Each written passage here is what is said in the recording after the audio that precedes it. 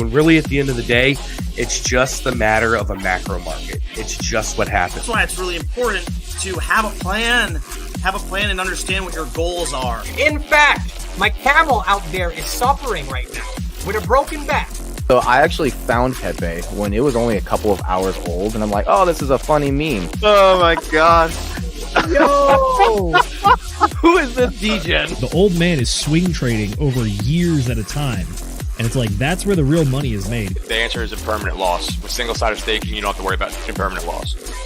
If you're aware, if you're disciplined, you can hone that into further financial growth. Financial freedom, so where you can actually live life and not have to be constantly living paycheck to paycheck. I mean, that's the ultimate goal, more or less, right?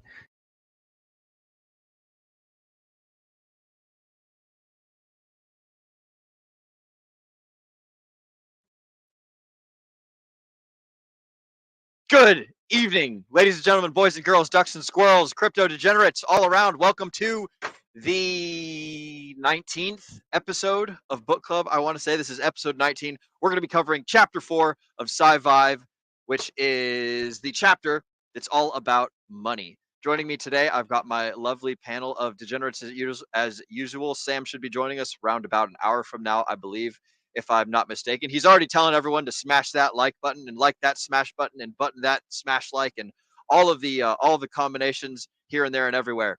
But joining me, I have my fantastic panel. I got Zenith, I got Farmer J, I got Nate McGettit, I got Mrs. McGettit, and then Sam will be up later. Ladies and gentlemen, boys and girls, how are you doing? What is new and exciting with you? Zenith, what's up, bro? Not much, just hanging out. We got the Colorado Kool-Aid going on. I got a silver bullet, so to speak.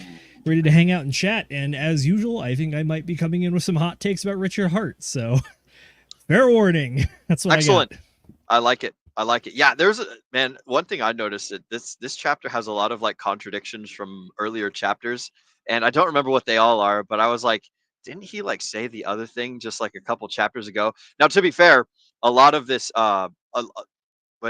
are you pointing at something? I don't know. I wasn't sure what No, you I'm were pointing at. saying all the contradictions. You're correct, Oh. which is if you pay We went attention. that way. Yeah. If you pay attention, there's some things that kind of overlap and some things that seem counterintuitive. Yeah. My shtick, though, is that I think some of the wisdom in this chapter is a little bit optimistic, shall we say. Okay, excellent. Well, I'm excited to get into it. I'm going to take a note to ask you about your optimistic stuff. I'm sure you will remember on your own. But Farmer J, what's going on, bro? What's new and exciting with you? How you doing, bro? I'm doing all right. All right. Money, never had it, never will. Never had it, never will. I like it. Can we get you to turn your microphone up about 20% or be a little bit closer? Give us a sound check right quick. We do it live. How does that sound now? That's a lot better. Excellent. better? Outstanding. Okay. Yes, sir. Thank you. Mr. Nate McGettit, what's going on, bro? What's new and exciting with you? Oh, well, I just took the family out over to Interstate Park out here, and I took my 4-year-old son up onto a 100-foot cliff, and we looked out over the river. So Nice. yeah, fun old I'm time. a big fan of heights. I like heights. Yeah, you, Mr. Tower climber over there. Mm-hmm. I have something on that, but first we're gonna introduce our fabulous producer, Mrs. McGettit. Mrs. McGettit, how's it going? I hear rumor that you guys went to a park earlier. Yes, we did. It's I don't know why they call these places parks when it's literally just a bunch of rocks. All you do is walk around on these rocks, and then they're like, "This is a park," and I'm like, "No, it's not. There's nothing park-like about this." But anyways, I'm terrified of heights, so I had a good time, but it was a little difficult at some points. And my 4-year-old is braver than me, so that was interesting to learn about. That's okay. He hasn't quite learned all of the crazy things that can happen in the real world. Speaking of the real world and crazy things that might happen in it, my brother and I, we made a whole bunch of Tower Climber cookbooks. So we are now printed authors. We've got a book for sale. It is the Tower Climbers Cookbook. There are only 50 of them in circulation. As you can see, they are each serialized with little itty bitty numbers on them and stuff. We've signed all the copies. So if you guys want a Tower Climbers Cookbook, then what you need to do is you need to go to Linktree/Will Stevenson. I'll go ahead and drop that into the chat here. I meant to say this earlier when I was rocking and rolling. Go on over to Linktree/Will Stevenson. Pick one of the social media platforms in there. They're all tagged, and just send me a message on any one of those social medias saying, "Hey, I want a book." I prefer Telegram if you guys are if you guys want to kowtow to my demands, I like Telegram best, but you guys can send me a message on whatever thing possible, and you can have your very own copy of A Brothers Two of Them cookbook. Again, there's only 50 of them, so once they're all sold out, that's it. They're gone. That's all. That's it. And man, what an excellent cookbook this is, and I'm the only one who can read it right now because I've got a copy. So ha ha ha ha. I've got many of them. Anyways, I will hand deliver it to whoever wants them hand delivered, or I will ship it out. It might take me a long, long time to get it to you, but I will hand deliver them to anyone who wants it hand delivered, or I can ship it to you if you want it immediately. I think it cost us like $10 to print these, so we're just selling them at cost. And if you want us to ship it, then just throw in like another $10 or whatever, and we'll slip it in an envelope and ship it on over your way. But yeah, hit me up at linktree/Will Stevenson, and I will get that shit out to you. But moving on to the topic du jour, we're going to be speaking about SciVive Chapter 4. Chapter 4 is all about money, and I fucking love me some money. I don't know about you guys, ladies and gentlemen, boys and girls. I'm going to do a quick little overview of the stuff that is covered in SciVive Chapter 4, and then I'm going to get the thoughts from the panel on like what you guys thought of this book, or not this book, but this chapter and stuff, and ask you guys your favorite parts of it, or some sort of part that stuck out. So go ahead and get that ready while I'm reading it out. And then actually, excuse me, we're going to do chat shoutouts first. Quick second for chat shoutouts. We've got some folks in the chat. First up, we got Bungalows for Bachelors. That's my lovely brother Sam. Like that smash button. He's absolutely right. Like that smash button. That's what I like to type when I hop into other people's streams, is that right there. So excellent. Thank you for the support, Mr. Sam. And Kenturian54X says, what is your favorite recipe in the cookbook? Well, I will tell you that my favorite recipe, I don't even have to, I was going to pull it to look at it, but my favorite recipe is not, it is called For the Love of Crunch. And it is the very first recipe that we put in there.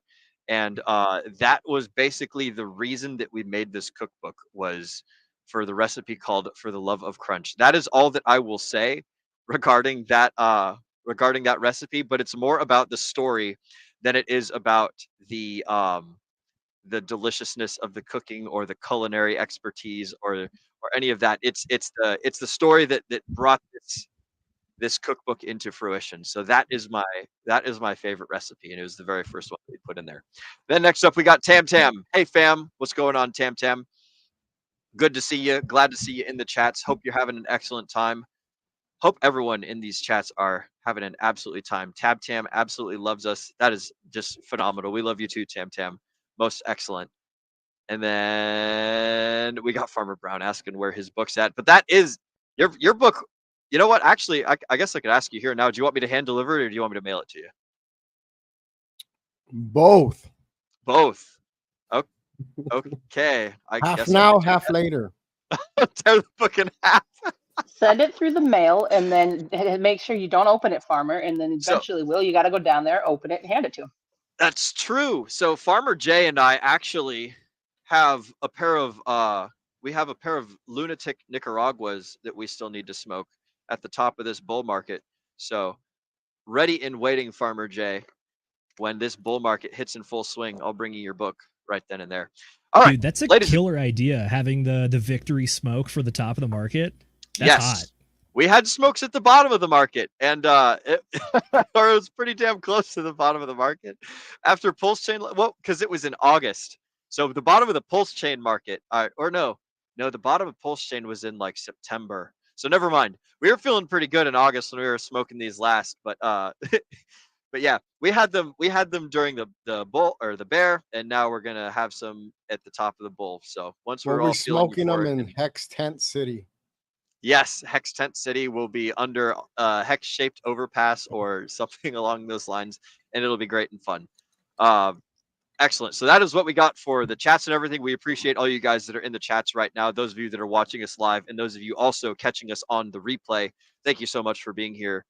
I'm not going to say, I almost launched right into the closing loop there, but anyways, thanks for being here, guys. We super duper appreciate it. Up next, I'm going to read out some of the oh, excuse me, what a well-timed burp. I'm going to read out the topics of SciVive sort of kind of in order. I'm pretty sure they're in order. I wrote them down as I was listening, so I'm pretty sure we got it straight here. And then I'm going to go around the panel and ask you guys what was something that stuck out to you, or what was your favorite part, or what was your least favorite part, or something along that lines. What was the part of this book that struck you emotionally, if there was anything? So go ahead and get that thought ready whilst I am reading these. So chapter 4, money. The first thing he talks about is capitalism compared to socialism. That's pretty simple, and it's the more or less like juicy point of that is, does the state determine what you're buying, or do you determine what you're buying and selling?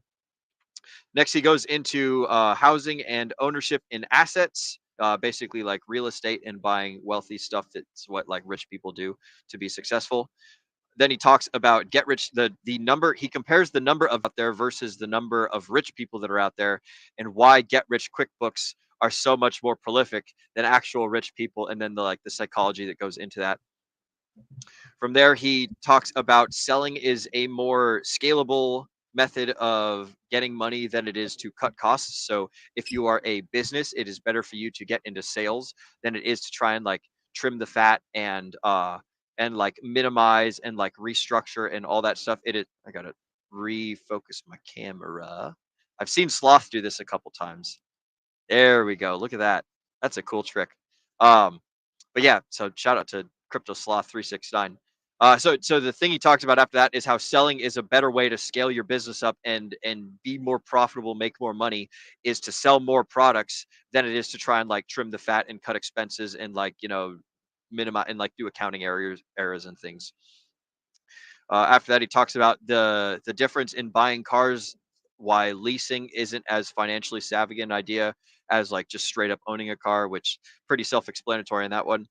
He talks about laying off $15 workers being good for $5 workers, and the inevitability of like people being made obsolete, and finding better, more efficient ways to make things and things of that nature, and like the externalities of like if we're going to move the production plant out of America and over to like Nepal or somewhere where people do the labor better for cheaper, as opposed to like paying these like American dudes a lot of money to create a product with like American like business mentality, not business mentality, like work ethic mentality and things, and just the differences and like why like it would incentivize a stockholder to want that to happen versus why it would disincentivize like a worker to work for that sort of company. Then he goes into the software business and talks about how software is a super duper scalable business compared to other things. So like the general gist of it is like goods and services are the things that you want to provide. If you have to do services, then do it, but you're at a limit there because there's only so many hours of the day that you as a service provider can sell yourself providing your service. You want to sell a product above that because products are more scalable than services, because you can create an infinite number of products, and it doesn't but there's only so many like things that you can do as an individual. There's only so many hours of the day, whereas you could just like buy more things and sell more things. It's a lot easier to scale products, and then from that point it's way easier to scale software based products, and that's the thing that he talks on that note. Software being just like ones and zeros and super duper easy in that realm. After that, he goes into talking about self-employment and interviewing and prospects, and specifically when you are creating a job interview, when you're a business owner and you want people to come and work for you, when you're looking at new employees or new prospective employees, you want to sell the business to them much like you would sell your product to your customer, because your employees, they're essentially customers in you trying to get your goals accomplished. So like you have to convince these people to join your team and to do this thing with you.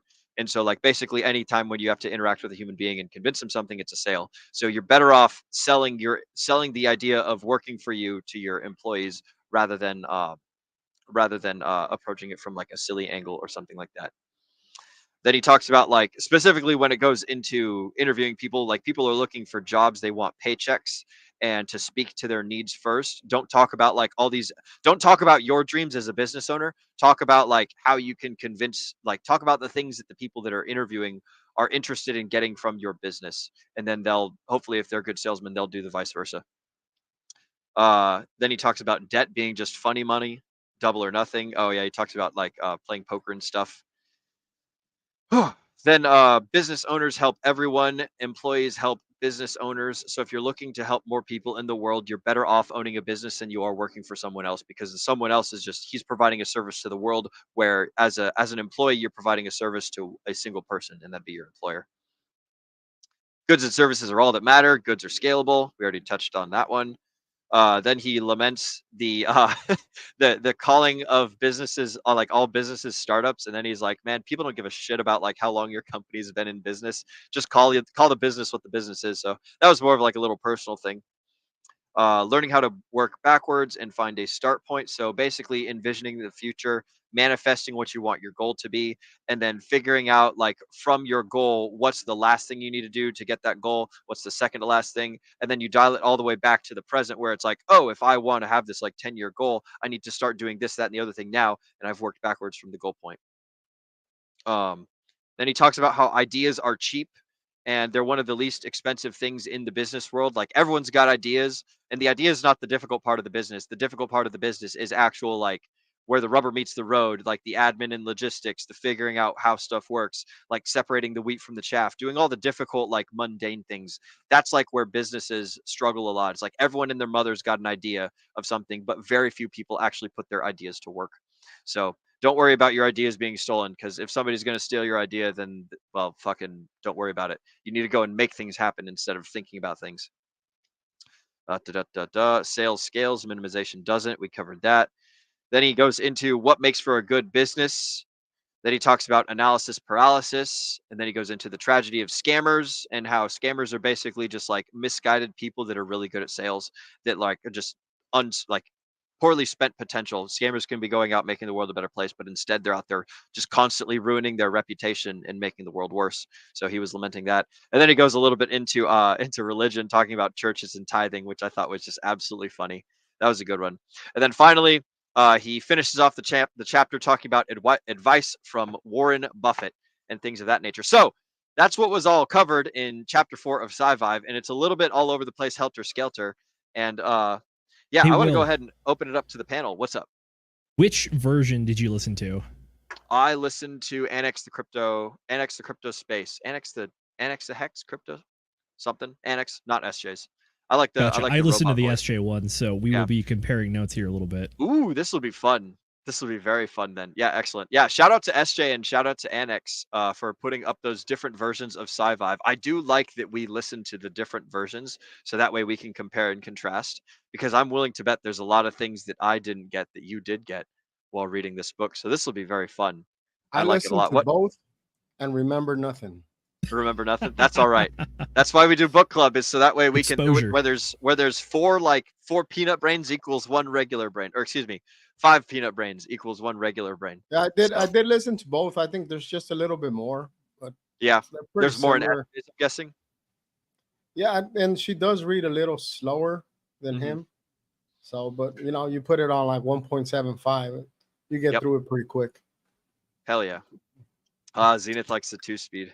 I like this. I like speed and a quarter, but I use NewPipe for everything YouTube. So for those of you guys with iPhones, sorry, can't use NewPipe.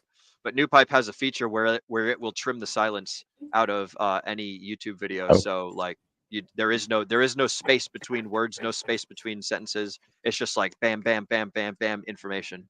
Super good. Yeah, there's actually 2 versions of the SJ reading. Yeah, she did one. She did her original, and then she did like a fixed version. yeah. One that has better quality, like for what do you call it, for the, you can put it like on Audible and stuff. Whatever their requirements are, I think the second version is that. Oh, okay. It's a cleaner copy. I think she bought a better mic. Fuck yeah. What was the thing that you guys picked up most, like substance, other than like the people reading it? What was the thing that stuck out to you the most about this particular chapter? There's a seed in my shoe. Go ahead. Well, I'll just go with the what he was saying about you only have so many hours to sell, like. Yep. And I think that's why we're all in crypto. We're trying to buy back our time.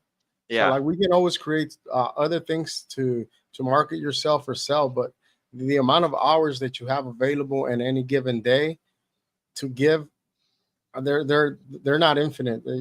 I mean, they are infinite. There's only so many hours you can give in your life in service of others. Like, yep. So that was what hit me the most. Like what I agree with the most on that part. Yeah, absolutely. Time is definitely finite for sure. Mm-hmm. Yeah. Nate, what was the thing about this book, or what was the thing about this chapter, I should say, that stuck out to you? Do you think? Yeah. So the whole reading where he was going through the what people write down, like what HR writes down to convince people to go work for them, right? Like, we need an employee with all this, right? Who with 10 years of experience, even though the tool itself has only been out for 5 years. You know, that whole thing. I thought it was hilarious when he's like, you're basically like, if we're gonna flip this around and put this on the customer, that's like saying, hey, you will be coming to our software and you will be using our software and giving us money. And I'm like, Yeah. wow, that's hilarious as all hell. When he was making fun of that company, Lollycam or whatever. Yeah. That was hilarious. an interesting part. I like that. It made me giggle a lot too when he was going into like the just because, you know, someone can use a tool or has experience with a tool doesn't necessarily mean that they're competent. You know, you could have a guy who's been hammering his foot for 20 years. Yeah. But does that mean he's a good carpenter or is a master carpenter? Every time. Like I listened to it twice, and every time that one gets me, I laugh at that. That was a good line. And this whole portion that you highlighted, this is absolutely Richard Hart just like calling out employers. But at the same time, I think that this might be a good example of how I think when Richard is thinking and writing about this stuff, he still does very much write from like stream of consciousness. But at the same time, I think that I'm pretty sure this book was written pre-2020. So before we've had all the craziness of the last 4 years when it comes to the hiring and the job market. But at the same time, I think this kind of thinking, it's very, I don't want to call it surface level, but it's singular level, which is believing that the reason the employers put this information and those requests out there for applicants is because that they are trying to do this weird game, and then it's like you end up with these impossible scenarios where it's like you want the person with 10 years experience in the coding language that's existed for 5, and at the same time it's speaking English in ways that no human has ever spoken English before. And then he does have the good point, which is that like at the end of the day, like if you hire people who are good at this unintelligible way of speaking and writing, you're probably going to find the people that are more willing to lie to you and meet all these impossible criteria. But the reason that I say it's very surface level or single level in my opinion is that it seems he believes that the employers think that these are good things to hire a person off of. But instead, I think if you look into it, especially more if you talk to like HR people and recruiters, is that there's actually a metagame that exists greater than just the application page and the job description attached to it, which is that hiring is unfortunately something that is intrinsic to company value and is really a projector of how that company is doing. Therefore, there's a lot of what you'll see is like ghost jobs or ghost roles, which is like they put these jobs and roles out there that have zero indication of ever being filled. However, the company wants to appear that they're hiring. And then similarly, sometimes they put all these crazy criteria because they know that they want to either A, find someone slightly overqualified and pay them less, or B, that they are looking for any excuse to reject applications because unfortunately, job applying has become a hell of our own making, which is that as people, we've gotten better at applying to jobs, which means that jobs are flooded with thousands, if not tens of thousands of applicants within like the first 2 or 3 days. So it's like a signal to noise.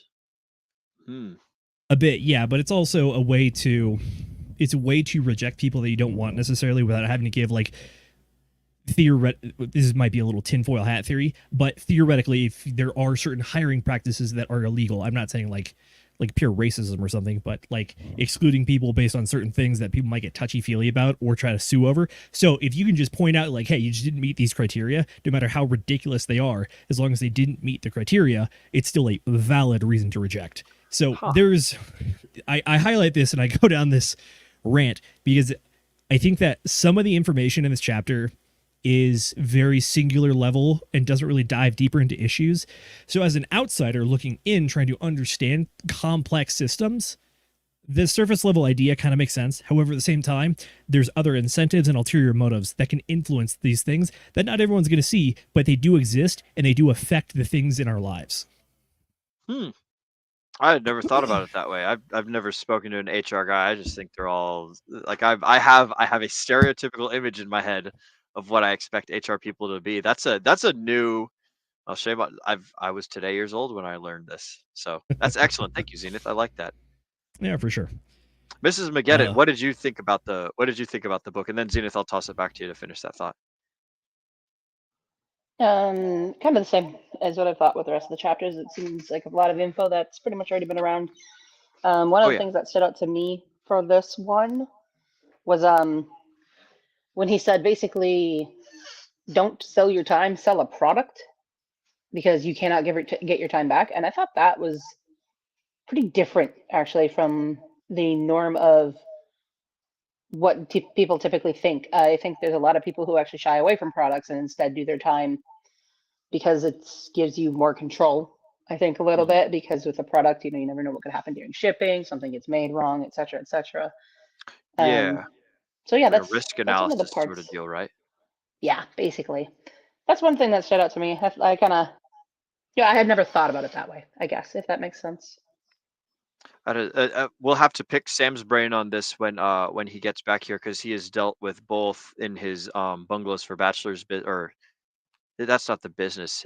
Stevenson Integrated Designs, the business that he runs, he has dealt with both product and service, and so I would like to pick his brain on that. So making a mental note. Sam, when you join us, I'm gonna ask you these questions. I'm not sure if you're live right now or if you're watching, whatever you're doing, but he's been in the chats earlier, so that's a question I'm going to throw your way if I can remember.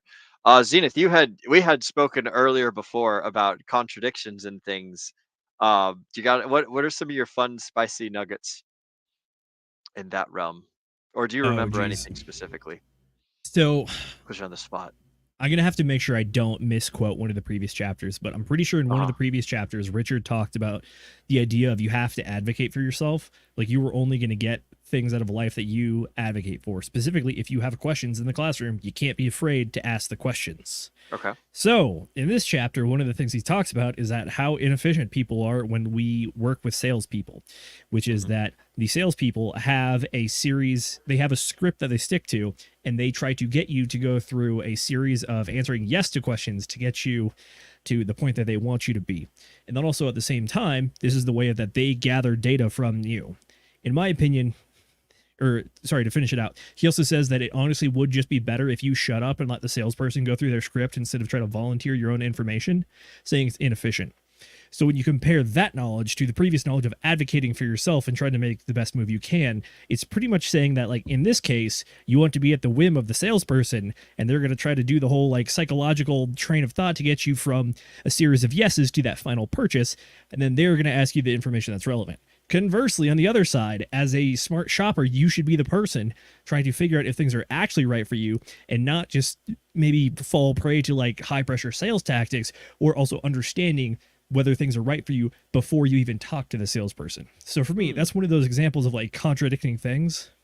And then that part wasn't delved into in detail in the version that I read. That's very interesting. He like in the annex version, it was it very quickly just touched on the like, hey, sometimes it's better to, like, save your time and guard your information. Like it seemed like a 48 laws of power kind of piece of advice that he was talking about when he specifically was referring to the scripts that salesmen run through when you're, like, on the phone with them. So you're not wrong. Some of these pieces of advice in the book, they feel kind of in different trains of thought, which is why I say this definitely is like the way that Richard writes is very much stream of consciousness. So not everything is organized and structured and, like, layered out in a proper way, following an outline. It's more of he just said go and went. Yep. So some of the things feel kind of like game theory-esque, which is like how you can ideally operate in this environment where other people are also trying to ideally operate, and then this is how you can get all of your incentives to align properly. And then other times he goes down more of, like, the optimization and efficiency route, which is like, how do I streamline processes and eliminate waste? And sometimes it's like, dude, you just gotta, like, sit back and let the person that you're engaging with kind of drive you.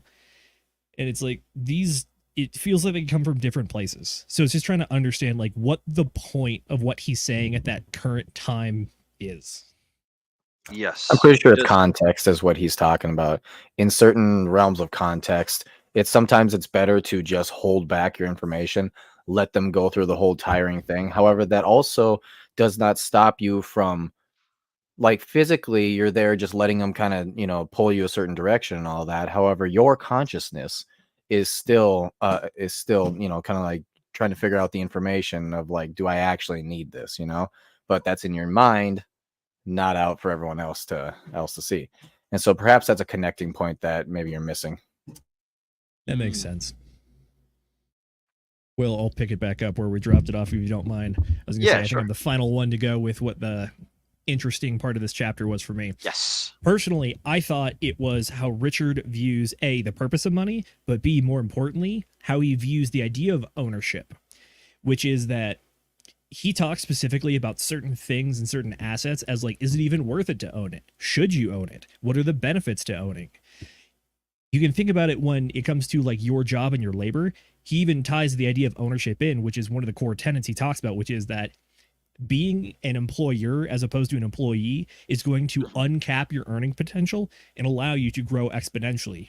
So in this case, he's saying like ownership of your own job or your business is going to allow you to make more money. Conversely, he also talks about the idea of like owning real estate, which is that he also comes from a little bit of the Robert Kiyosaki idea that your home is not an asset, it's a liability. Yep. So he was talking about if you look at the market per se and all the costs going into a own home ownership, if it's not worth your time over a course of like 3 to 5 years, depending on how long you plan to be in a place, he's just straight up says like sometimes owning stuff is not worth it. Just pay the cost to rent and give up a little bit of convenience to like acquire these things. But in the end, it's going to be a more optimal play than actually owning the assets. And then finally, when it came to the idea of investments, I'm curious when, I'm pretty sure he wrote this book in like 2018, maybe 2017. I think that was a time frame. He does mention coronavirus in a couple of the chapters, and you know he pulls videos from all sorts of sectors and things. But continue with your thought. That's true. But with regards to the investment thing, he talks about the idea of what is the best use case for $100,000 that you have.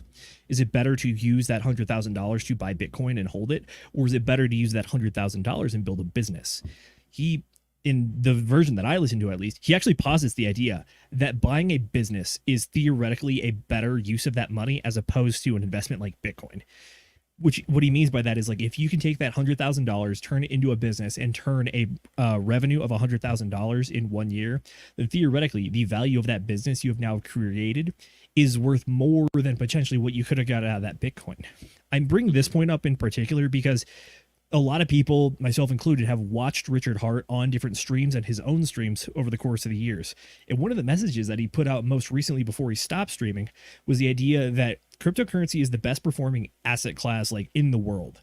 And it's honestly one of the ways that you can really pull people out of poverty and get life-changing gains based on investment. So it seems odd to watch him on screen talking about this idea that investing in cryptocurrency, especially good ones, he is very clear about their 99% of things are shitcoins, and he personally hates NFTs and wants to watch those people go all the way to zero, like 0.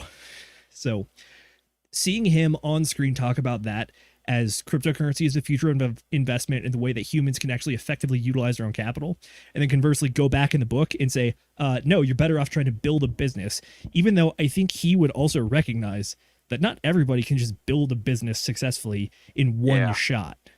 The one of the things that when I first learned about Richard Hart, he was on the Fresh and Fit podcast with Miguel and Gary Woods. And one of the things that he said in that podcast is like, up until recently, the best thing that you could be doing with your money to earn money is starting a business. But like that's been overtaken by crypto. And so, like and that was in 2022, I want to say.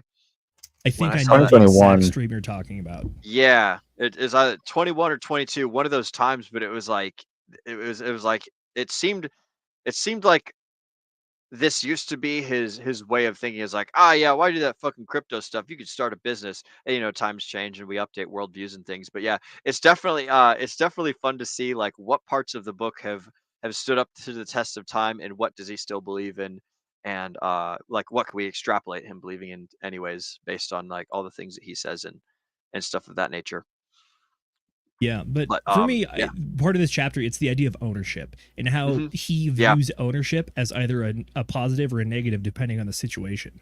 Yeah. I mean, he even talks about it when it comes to the real estate stuff, which is if you buy a house that you want to pass down to your kids, don't keep it in a single person's name. Put it in a trust. Put it in a trust. Yeah, you get out of the working class into the capital class, and from the capital class you move over to the trust bearing class, and that's like I think he mentioned specifically O.J. Simpson in this chapter where he was talking about like O.J. didn't lose all his money because the trust owns all the money. The trust owns all the assets, and O.J. is just a what would you call it, like a trustee or a executor or something like that. And so like the trust didn't kill a whole bunch of people. O.J. killed a whole bunch of people. So Yeah, and the so he was money. able to stay rich. Yep. Yeah. So he stayed wealthy. I think he recently just passed away, didn't he? Allegedly. Sure did. Rode that white Bronco yes. up to heaven or hell, depending on The who you juice is no longer on the loose. Yep. No more OJ. Man, You know, I thought my that, first. Go ahead, Nate. I thought that section of the chapter was very fascinating because he was very clearly saying that the government is a piece of shit because of all of the stats that are like, hey, you're far more likely to get your stuff stolen, especially the more you get, your stuff is going to be stolen or seized by the government than just having locks on your house or whatever, right? From a burglar. Yep. I think he provided the stat that was there's more money taken in capital asset forfeiture through the government than in all of criminal activity. Yeah. Which is that the government is the number one criminal, so to speak. And he gives the example of like you're driving home with $10,000 cash in your car and you get pulled over. Now your cash is confiscated, and now you have to prove to the court that you are not using your own cash for illegal purposes. It's like, this does. Yeah, there's seem that kind of story. backwards. There's that story of that one vet. He was driving with his life saving in his car. The cop seized him. It took him like 3 years to get his money back. This was his life saving. That's some shady ass shit. Oh yeah. Yeah, I don't like that whole guilty until proven innocent because you have boatloads of money. Like, what a crock of shit. You know, like I don't want to go on an emotional rant, but that shit pisses me off, man. Just I become more and more libertarian anarchistic every single day. Me and Sam were talking about it on the phone yesterday. Just like the things that the government can do to take your things, and it just because they decide to or something along those lines. Mr. Zenith, Yeah, I see Will, that we have real a quick. chat from Centurion. Oh, Or yeah. is that what you were about to hop into? I was gonna say, We are- yeah, Centurion coming in with the best chat here. He says that we're number one at stealing people's money. Allegedly, yeah. Allegedly. We'll see. How about confiscating? Confiscating. I mean, they freely give it, so it's kind of like a trade almost.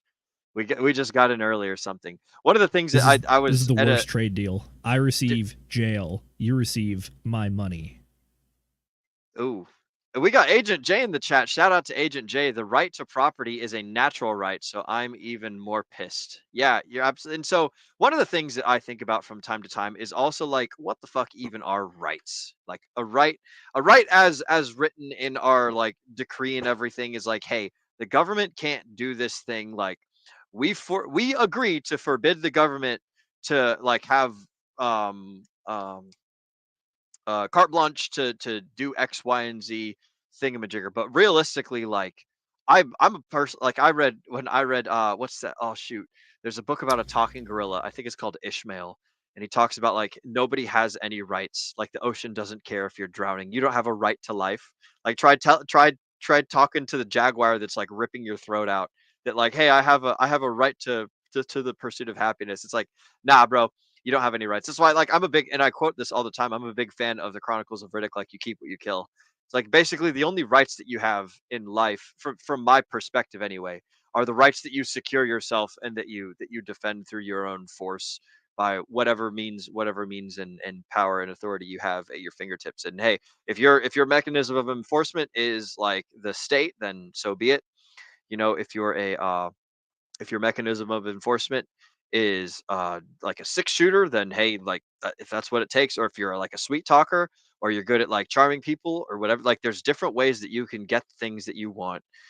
and it's just but like nothing is guaranteed, and so people would be wise to not rely on good old daddy Uncle Sam to save them in a pinch. That's my 2 cents on that, though.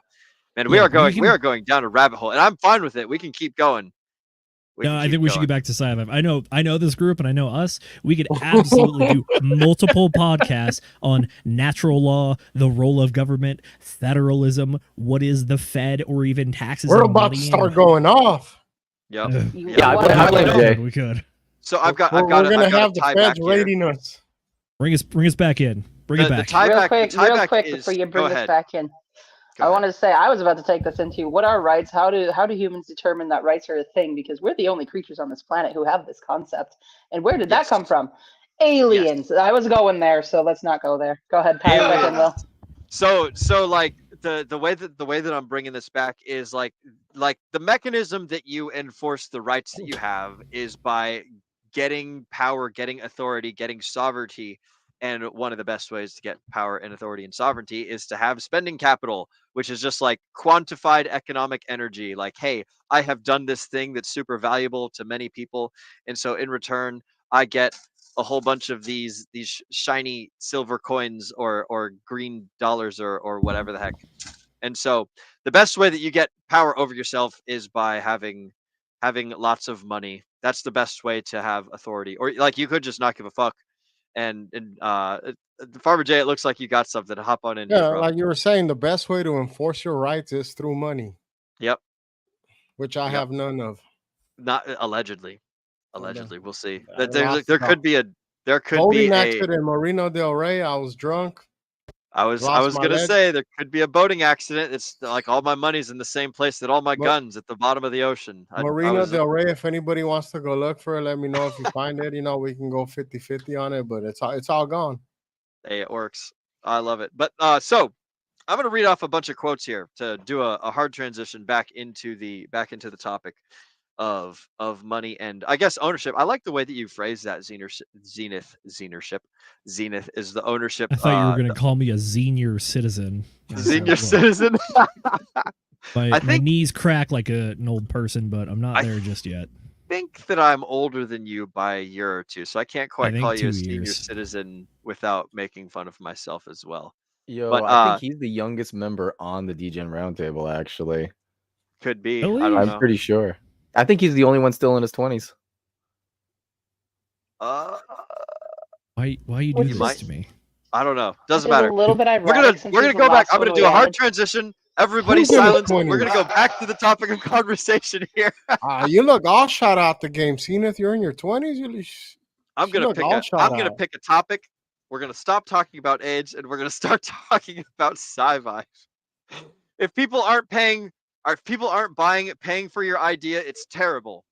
What do you guys think about that? If people aren't buying your shit, then that means it's terrible. The thing that Richard was talking about for this particular quote was basically, if you give people the option, and this, I think this was back during the comparison between capitalism and socialism. If you don't give people the option to purchase the thing that you are trying to give them, whether you're pitching them an idea, whether you're trying to engage them in friendship, whether you want to sell them a product, whether you want them to help you dig ditches, if they're not buying the thing that you're selling, then the thing that you're selling is terrible in their eyes. What do you guys think about that? No, that's not true. That not just means true? you're a bad marketer. Ooh, that could be it as well. You're not reaching them. Okay. Nate so stole my words. yes. So At the end of the day, you do have to have a clarification. good thing to sell, but at the same time, it is possible to sell a rock and advertise it as a pet. Yep, that's true. Yes, there are as many people with these pet rocks. That's excellent. Pictures of pet rocks. What do you guys think is the thing that? So right now we're selling our words to whomsoever might be watching us right now. I think last I saw we had 10 live viewers or 8 live viewers. Looks like my brother's about to join. We've got aloha, brother. I'll get to you here in a second. I'm going to finish my thought. What are the things that so we here at the DGen Roundtable, we're selling a little bit of entertainment, we're selling a little bit of value, we're selling a little bit of like our opinions and things like that. But what are some of the things in this world that you guys sell on like an individual level to like to like your friends, your family, your coworkers, your employers, like prospective people that you want to meet? when you meet someone and you want them to like you as a person, or you want them to buy a thing that you're vending, what are some tools and techniques that you guys use to help get people on your team, on Team Zenith, on Team Farmer J, on Team Mrs. McGettit, on Team Sam, on Team Nate, I on saw Team the Will? dream. I was gonna say I sound like the like Santa naming off like the reindeer here. So we're the we're all the reindeer for the D-Gen sleigh, baby. So think about that question. While you guys are thinking about that question, I'm gonna go and introduce our fourth panelist. This is my lovely brother Sam, Bungalows for Bachelors. Aloha, Sam. Welcome to the panel. What is new and exciting with you, broski? Hello, bro. Good to see all of y'all. Nothing, actually, that's not true. There's always something new and exciting. We've got our cookbook released. You guys ought to get a copy. I don't have a copy with me, but Will does.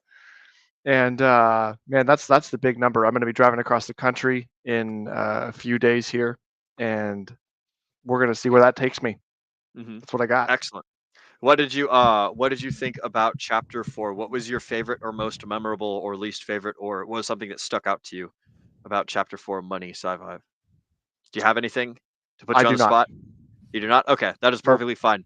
We'll go through the quotes and we'll think about things. So my previous question to everybody, thinking about sales, when you're interacting with people and you're selling things, what are some tools and techniques that you guys use to help get people to buy the thing that you're selling, to get them on your team, to get them working with you rather than being your enemies? Because we're all about love and friendship and kindness rather than hatred and war when we need to be. Anyways, Nate, looks like you got something, bro. I see your mute thing going on and off. Yeah. What's up? Yeah. Well, I mean, I gotta lead a team of people who don't want to be at their job usually. So, what I mean, I do kind of sell a dream, but the tool that I mainly use is information gathering. Okay. I do that by simply asking some mundane small talk questions, right? And then people love to talk about themselves. And so once you just kind of like get them talking, get them rolling in a nice, comfortable situation, then they just go on and on and on and on. You can kind of figure out who the person is in general, what motivates them, what drives them. You can do that all within, I would say, probably like at least I can, 5 to 10 minutes. I can kind of figure out, okay, this is this type of person. Gotcha. And at that point in time, then I try and integrate that with not necessarily what the company's dream is. No. What is it that they would want? Right. And then I integrate that with like, well, here's the reason why you're going to want to be trying hard at the branch that we're at right now. Not even the company. Who cares about the company? Because you don't care about the company. I don't care about the company. But where we're at right here, right now. And the overall result is that, we hit number 1 branch, and then we hold that to the point where the higher ups are like, what are you doing? Like, how are you doing this? How are you breaking records over here? Well, it's because of that. You kind of sell them a dream, right? Like building a team, like a league of extraordinary gentlemen, one might say. That's it. I like that. I like that. Holy smokes! That man, I had a thought. You were talking about meeting people and asking them about themselves, right? Can you kind of repeat that? I had a thing on the tip of my head. Yeah. So when you meet people, you just ask them a little small talk, or you just get them to small talk, and then they love talking about themselves. And so then they'll continue to talk and talk and talk, and you gather information based on that. After however much time it takes you to kind of figure the person out, like what drives them, what motivates them, then yeah, you can start integrating what they want, their desires, into what your desires and what your wants are. And you can Okay. come Yeah, together that way, that's what it was. Yes. So like you try, so you fit because this reminds me back to like what Hormozy was talking about earlier. Is like when you've got a person that like if you're a gym owner, the person doesn't want to buy the gym membership. They want to like be fit and be healthy. And so like you learn about them, you learn what their things are that they want, and then you're like, aha, well, don't you worry, because the thing that I've got is the thing that will help you get to I'm just a checkpoint on the way of you driving down the road to success. Like you need to stop at this refuel tank and take some of my magic gasoline that'll get you where you're going fastest, or something along those lines. That is excellent. I like it. I like it. Does anyone else have any other thoughts on good sales techniques? It looks like Sam has something here. Go ahead, brother Sam.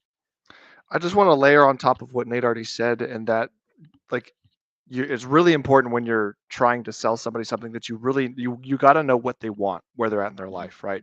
You want to determine their primary driver emotion, and you know, basically, like you said, is like once you get somebody rolling and get somebody talking about themselves, then you're going to be able to know or just we all do it, hope theoretically every day. I mean, if you go outside and touch grass, and so when you get to meet somebody, you can get to practice asking those questions and figuring out what the things are that they like, and then practice asking really good questions framed around the thing that they like, and really like getting them to like expose their angles on everything, so that both so that you can get to know them better if you're trying to sell them something, but also to figure out if what you're about to sell them is not actually helpful.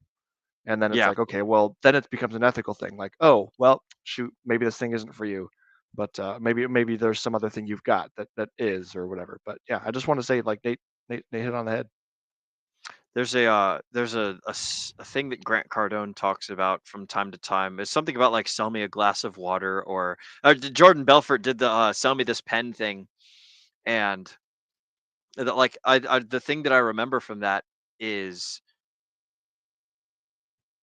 does the person need the thing that you're selling? And so like if you go through this whole fucking sales pitch, and I get this all the time from all those freaking scammers on Facebook and the scammers on Instagram and the scammers on Telegram, they're always like, hey bro, how's it going? And then they build this stupid little rapport, and then they launch out on their like little sales. I was just dealing with one earlier today. I love wasting their time. That's a guilty pleasure that I have, is I string these guys along, and then I just waste their time because that makes me happy. It wastes my time or wastes my time a little bit too, but I'm getting entertainment value out of it. But anyways, they go through this whole like little spiel, and then it's like they never did like the first thing, which is find out if I have a need that is like for the product thing that they're selling. Like they all meet the cold call criteria. They're all doing the outreach, but they're not bothering to find out if like their prospects are interested in the things that they want. And like Nate and Sam, like what you were saying, the most important thing is to figure out like, what does the other person want? What are their goals? How can we like cast a nice little spell around the things that they want, and integrate that with like what we're providing and what we're giving and what we're selling and things like that. So that was super cool. Zenith, it looks like you got something you've come off mute, my friend. What do Do you got? mind if I just add on real quick, a real small thing? Go ahead. Go for it. Because I wanted to talk about the whole like sell me this pen thing, right? Okay. If you ever get put in a position like that, someone like me is going to be like, cool, yeah, I'll sell you this later anyways. So, and then I'm gonna, and tell me about this, tell me about that. Once you figure out the person, you'll be like, anyways, yeah, so we're getting back to selling you the pen, right? And then I can use that information to sell them the pen. Okay. That's interesting. I've not heard that, but that's a neat perspective. I'm gonna have to try that someday. I don't sell people a lot of pens, but give that a shot. Zenith, what do you got? I was going to talk about the sell me the pen concept. There's two ways that people either know this concept. The first one is from the book Way of the Wolf, which we talked about previously, and the great story of him in the diner, and he's trying to get the boys together to form the sales team, and he says, hey, sell me this pen. And the first question the guy asks is like, you trying to buy a pen? And he says, no. And he says, cool, I'm not trying to sell to people they're not trying to buy. It's like, yeah, that makes complete sense. There's no sense beating your head into a wall if you don't have to. Yep. The other one is from the movie when he has... There's the two scenes. The first one is in the diner, which we just talked about, but the last one is that conference that he talks to, and Jordan Belfort, or in this case Leonardo DiCaprio, is like trying to get people to sell him the pen. It's just clear that so many people just don't understand sales and don't have that killer instinct that he tries to instill in people. So if you are a person that can do sales, like Richard Hart talks about in the book, getting into sales is unlocking your earning cap. At the same time, though, it does put everything on you. And you are going to be limited by the things that you're potentially selling and then the markets that you operate inside of. However, at the same time, it does allow you to go exponential instead of just building that W-2 slip step by step by step. I think it also depends on the individual. There's just some people that are just basically, they can speak a lot of bullshit coming out of their mouth. They're like the guys that have game piece or whatever, mouthpiece, whatever you want to call it. They're very good at words and manipulation and stuff, and lying to you and get you to buy stuff you don't need. There's people that are just naturally like that. And then there's people that have to work at it. To give you a little more on that one, I think that this idea has definitely been proliferated throughout kind of modern society, which is that if you just say a lot of words, you're doing well. It's like, yeah, you can say a lot of nonsense at the same time. You're just saying nonsense. But what you're talking about is that there are some people that just have it. They just talk and they have that silver tongue, and just people listen, get convinced, and they can sell for sure. You can learn these skills. However, at the same time, I think sometimes we get a little tripped up with that, just believing that by saying more words or saying buzzwords and hitting and saying metrics in your corporate call, it's like, cool, unless you actually know what you're talking about and how to properly use that, it's like you're saying nothing and you're wasting time. Yeah. So unfortunately, like the book points this out too, that like these scammers, like unfortunately the people that have these skills, they don't really try, so they end up being scammers instead of actually applying that to other things where they can actually be legitimately successful. Like, and instead of doing that, they'll just go into the scamming, while they could just utilize that skill that they already have into a legitimate purpose, but they'll just go the easy route, and then the government comes steals their money. yeah, Farmer J, you brought up a great point, which is one of the quotes that I wrote down from the chapter was Richard talking about the scammers. He's like, if the person selling you is doing much more outreach than you are the other way, there's a very high likelihood you're getting scammed. Yeah, like people that cheat at school, like if some of these people put that much effort into actually studying as to how much they put into cheating, like you would actually pass without having to cheat. Yeah, crazy how much people are willing to do extra work to not do the original work per se. It's like it almost reminds me of the I don't know if it really the Pareto principle really applies. That's another thing that Richard talks about, is that like you want to try and find don't be the person who speaks a lot but say very little. Your words are valuable. There's a fun quote on that, Agent J. The oh shoot, how does it go? It's like a wise man, or like a fool can be thought to be wise by saying nothing, and like a wise man can thought to be a fool by saying too much, or something along those lines, where it's like know when to hold your tongue and know when to let the tongue wag. It's very important. That's That actually people don't know you're actually stupid till you start speaking. So yeah. That the fool talks, the wise man listens. Yes. Or waits to speak, I should say. Yep. That's another. But yeah, quote no, that's in Jay is absolutely 100% right. My God, I've had to teach this over and just drill it into my guy's head at work, right? We do upsells, right? And every single time I'm like, keep it simple, stupid. These guys are out here talking for like 30 minutes. They're like, oh, I didn't close the sale. Meanwhile, I took a text message and I'm getting sales. You know, they asked me, what's the price?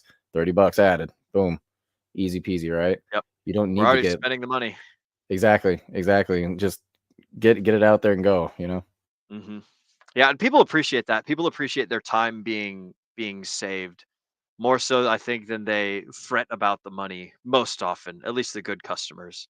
That leads me into my next point. And Sam, you and I were talking about this last night. Richard has a little bit of a different approach to like the Pareto principle, which is generally that 80% of the 80% of the work is done by 20% of the people. Or like 80% of the X, Y, and Z is done by like the other 20%. 80% of the or shoot, fucking most of the work is done by the 20%. I'm getting all tripped up in my thoughts here. Where was I going with this? No, I'm going to take it a different direction. I'm going to pull this other quote here because I totally lost where I was going. It is easier to make money helping. Okay, that's what it was. Helping a lot of people a little bit than it is to help a few people a whole lot. That was one of the things that I thought was very interesting. And I think that there's kind of like a little bit of a nuanced disagreement that I'm going to have with it, but I want to open it up to the panel first. When you're thinking about doing business with people, are you thinking you want to change the world a little bit for a shit ton of people, or are you thinking that I want to reach a few people and I want to make a big fucking difference? Do you guys have any preference when it comes to this particular line of reasoning? I think Richard's approaching it from a more business mentality. Sam, it looks like you are about to come off mute there. What do you got? You are correct, sir. I was both waiting and correct. But I do have something to add to this. So before I lose my train of thought, what was the question again? The question was regarding, is it better to like? Do you think it's better Oh, that's to right. Okay. target people? So, because of the combination of books that I've read, and I think that we've all read on this book club, it seems to me more valuable to affect a few people's lives, like especially from a business perspective. Like if I want to make money and I'm starting a business and I'm just me, if I find a few people who have a lot of money that are willing to give me a lot of value for for a small piece of what I'm doing, that is more valuable to me than having to basically solve a scaled problem for a lot of people. And it just seems like a more effective way to like your concentrated focus. You're gonna be able to solve the problem better. It has everything to do with like the grand slam offer from $100 million offers, right? The being able to like really provide the most amount of value is you're gonna extract like way more money out of the situation if you're providing an extreme amount of value than just like solving a problem by selling like a new vacuum or the cheapest vacuum or whatever to a bunch of people. It just seems like a better solution. And when you scale to try to target thousands or millions of people, there are a lot of extra complications that come along with that that I would particularly like to avoid. So it seems like in the terms of business, that's would be the way to do it. Well, truthfully, it's actually both. Because with what you said there, Sam, is correct, right? You can have a very valuable thing, but a lot less of it, right? And therefore, you get a lot more people who are willing to spend a lot more money, right? Or you can go the direction of, like, say, a McDonald's or a Walmart, right? Where you can have a lot of something with a lot of customers, but lot of customers have little money. However, your scaling at that point is able to then create the same size business. So they're two different business, what do you call it? Just two different directions that you can take a business. And that's ultimately where you get like, are you kind of an in-between business that's like, say, like quality and quantity, or are you just like, it's all quantity, just throw it all out there, get everything done as fast as possible, but everything's super cheap? Or are you this like, I'm all about the details, very high quality, but I'm also super expensive, but I also can't, take up a lot of my time, or I can't make a lot of the products very quickly because of how high quality these things are, right? It's all a sliding scale on business. So which one would you rather like? Which one would you rather, or which one is the best way to go? That's up to you. Would you rather have would you rather have, Ferrari, right? Or would you rather, make like high end, like a BMW, right? Or would you rather make a Toyota? One Ferrari or 10 Toyotas?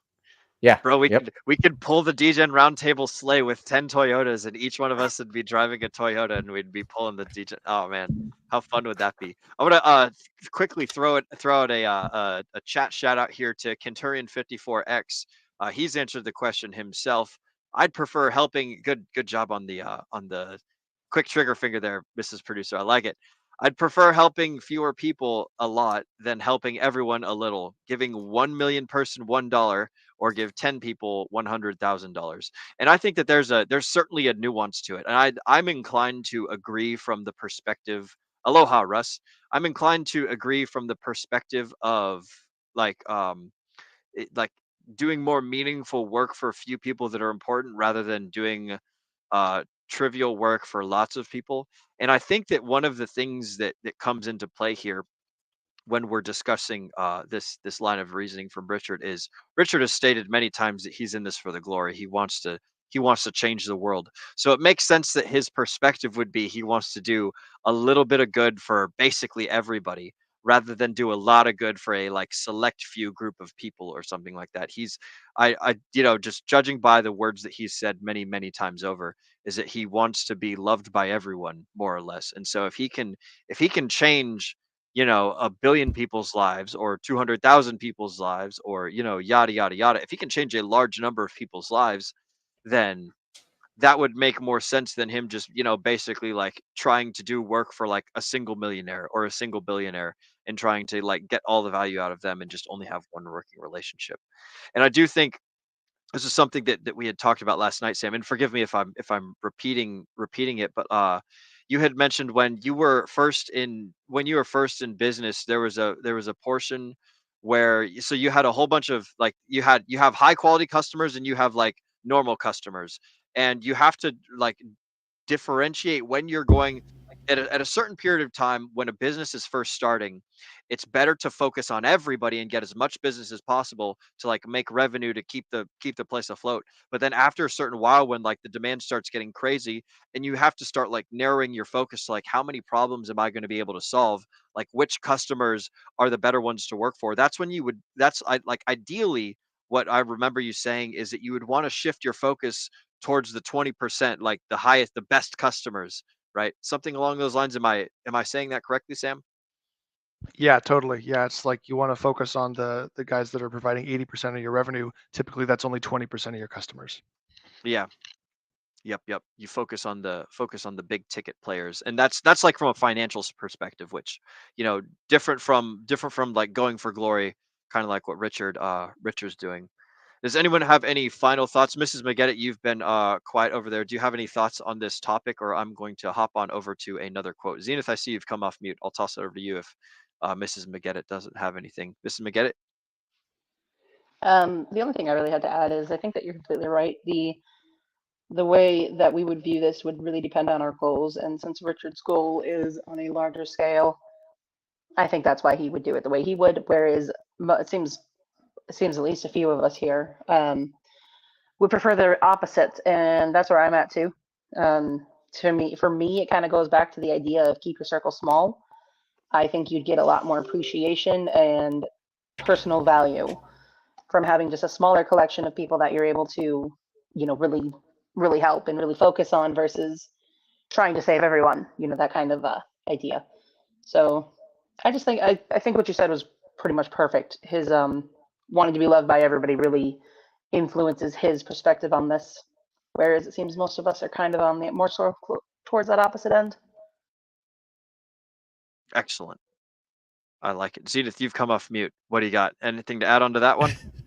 I have. Yeah, actually, Mrs. McGetta has a great point, which is that it does kind of feel like Richard Hart wants to be loved by everyone, and I think that comes off in his writing a little bit. It's talking about these ways to make everyone happy and how you have beautiful utopia and the most possible happiness and wealth everywhere, and it kind of ties back into that very utilitarian idea, which is that we are trying to promote happiness to the maximum number of people, so that we create the most possible happiness total.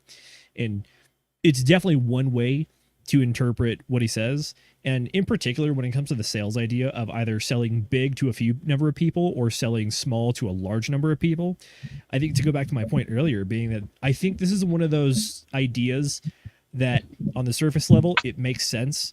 And it's very kind of like one-dimensional or one level, because if you get deeper into it, then you actually start unboxing the idea and unpacking all the complications and the specifics about it. Because if you look at a lot of business stuff out there, there's plenty of people who have services which helps people reach wider and larger audiences because they struggle with that.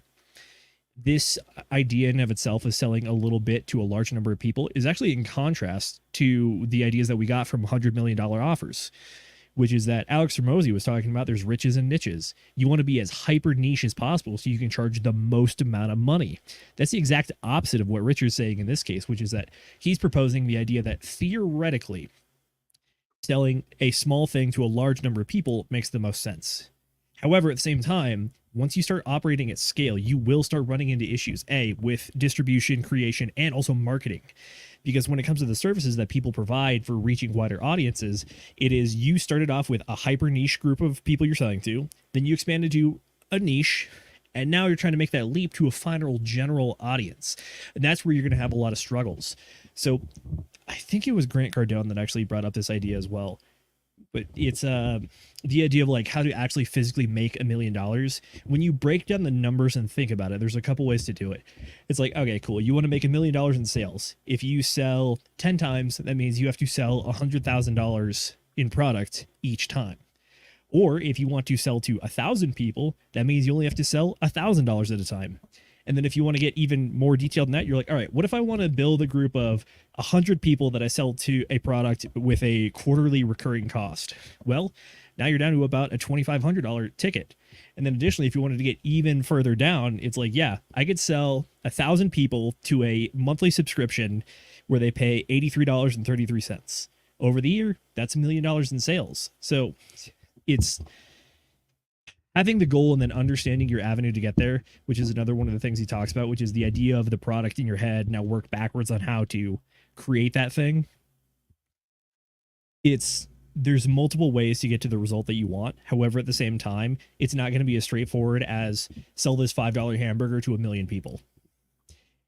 So I think that this is that area where you have to dive below the surface level. And I think that's where like Alex Hormozi does a fantastic job at that, because he actually takes this kind of like conventional knowledge and flips it on its head. And then guess who actually has probably more sales under their belt, if I had to guess? Is it Richard Hart or is it Alex Hormozi? I'm going to go with the buff guy on this one. Yep. Yeah, I would think. I'm totally inclined to agree with you that that Hormozi's probably got a lot more figured out. I mean, they're solving different problems, right? Hormozi for sure. and Richard. But I would say that Hormozi's probably got more sales. He's probably got more $100 million offers. Definitely. Yeah. Is Richard's idea correct on the theoretical scale? Yes. However, we operate in reality and not in the sandbox environment on your computer. You got to be able to deal with the intricacies of real life, because once you start dealing with a massive customer base, guess what? You're going to get a lot more feedback and a lot more signal, or not a lot more noise with your signal that you get back. And that's when you start running into less than optimal players, people trying to scam you, doing like fraud, bad payments, all sorts of stuff. The more people you deal with, the more single instances of failure you're creating. However, at the same time, conversely, if you have a fewer number of people in your customer base, it means that each one of those customers is that much more important. You know, one thing that pops up a lot once you start going through all these books is every single person who writes one of these is selling you the idea that worked for them. So the problem with that is, does that mean it works for you? No. Yeah. No. So when when you have so much information, it's the problem with, data overload, right? When you have so much information, what is it that you choose for yourself? How is this actionable, for you? Well, what you're able to do at that point is you're able to set up different tiers, right? Or different methods. And you can sit there and kind of like lay them out on the table and be like, okay, here's my business. What would benefit my business more? Pick whatever ones you think is going to benefit it the best. Shove the other ones aside. Don't even think about those. And then be like, okay, out of all of these now, what's the best way for me as a person? Like, what am I best at? And then how, could I make this happen to my business to have it be successful? And then maybe get like 3 options out of like the 20 different ways that you can do business out there, right? That's how you do that. That's how it's actionable. And then you just pick one and you run with it. I like that. I wanted to say, didn't Richard kind of, correct me if I'm wrong here, didn't Richard bring that up too, that people when they're selling you these books, they're selling you, he said something about like they're selling you what didn't work for them, Yes. and what worked for them was selling you that thing that didn't work for them. Yep.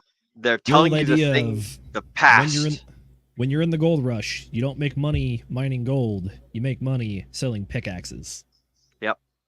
Yep. And like, this is one of the things that I think about on like when Fresh and Fit brings on all these like different entrepreneurs. It's like, oh, here's a guy that does ATM vending. Oh, here's a guy that opens up Subways. Oh, here's a guy that does like real estate wholesaling. Oh, here's a guy that does, this, that, or the other thing. YouTube, what is it? YouTube automated video creation. It's like, oh, here's all these cool things that like you can use to break out of the rat race. And it's like, these guys are selling a course. That's what they're doing. These bastards. I mean, they're trying to sneak a fasten it on me, but they ain't gonna catch. Go ahead, Mrs. McGettit. I wanted to add in, it kind of made me, when he brought that up, it kind of made me think about Robert Kiyosaki, because I think he mentioned during his book that he tried a bunch of different business endeavors that did not really work out until he started selling his book and selling the course on how to make money. So that's almost exactly what Richard was kind of mentioning there. I don't know that Kiyosaki is selling us something that didn't work for him. That's not what I'm trying to say. But at the same time, he is selling a course on how to make money, and that's how he made his money. So when you really stop to think about it, it's kind of like, oh, that's a little bit ironic, isn't it? Yeah, to double down on your point, Mrs. Producer, it reminds me back of the story from Rich Dad Poor Dad when he sits down with that journalist who has like multiple master's degree, done a lot of studies and stuff, and then he points to her notes on the notepad where he's like, "This is why you're interviewing me." And it's because she wrote down in double underline, "best-selling author." He's like, "I don't have the best ideas necessarily, but I'm selling them the best." Yep. Yeah, she was so offended by that. And it really does go show you it's a little bit of a mentality thing, because she was like, "I'm not going to be a seller, I'm a writer." And he's like, "Yeah, you're a much better writer than me. So sell your writing." And then, but she just like was furious. That was a good She had more degrees than a thermometer. They were worthless. Oh my god. I'm gonna do a hard transition here. And this one didn't kind of make sense, but this one was super fun. All right, this is a direct quote. If you can't hold hands with a girl, you can't kiss her. If you can't have a conversation with a girl, then you can't hold her hands. I forgot what the context was for this quote. I think he was talking about like do the stuff in the correct order, like work back from your dream and then get up to where you're at now.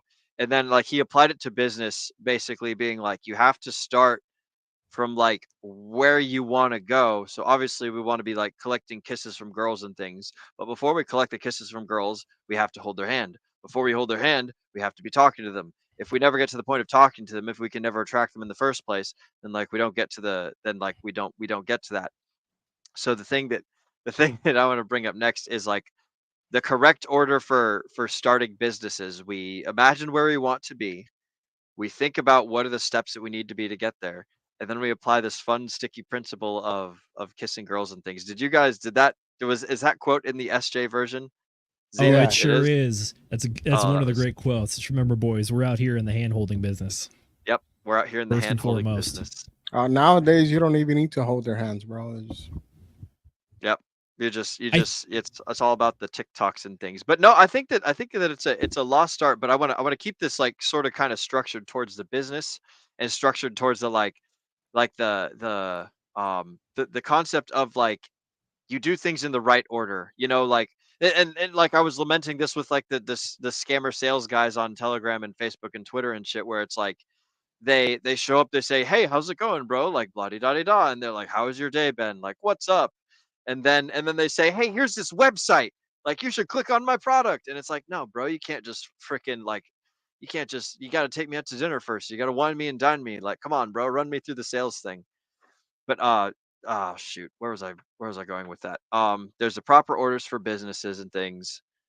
Zenith, it looks like you're unmuted. Take it away. I was just going to try to assist you, saying we hold hands to kiss. We build businesses to potentially sell. At the same time, though, you're not going to build the business until you actually like go through the steps and figure out how to get there. It's very easy to think about your end game per se, but until you actually get through the early and the mid game, you're never going to get there. So stop wasting time and go do the work.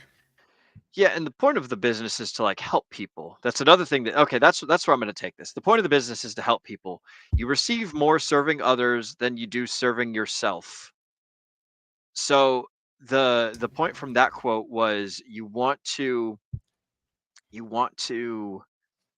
find a way that you can solve other people's problems in such a manner that you enjoy, rather than solving your own problems. When you're solving your own problems of employment, you're going and you're finding an employer and you're saying, "Hey, I have a problem, and that's problems that I need no money. So I'm going to trade my skills and things, and you're going to sell my skills and services to some other larger thing and some big team that you're going to organize, and blah de da da da." But like when you start a business, then you're solving other people's problems versus solving your own problems. And solving other people's problems is more scalable and generally produces more yield.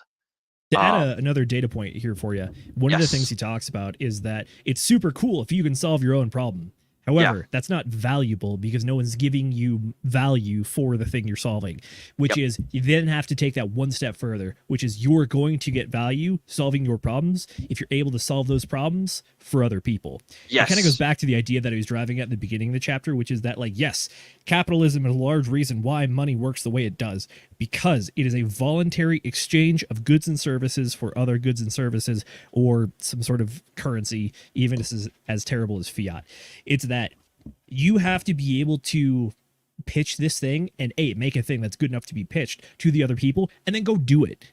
Which is like, solving problems for you is cool, but then solving problems for other people is the difference between having a hobby versus a business. Yes.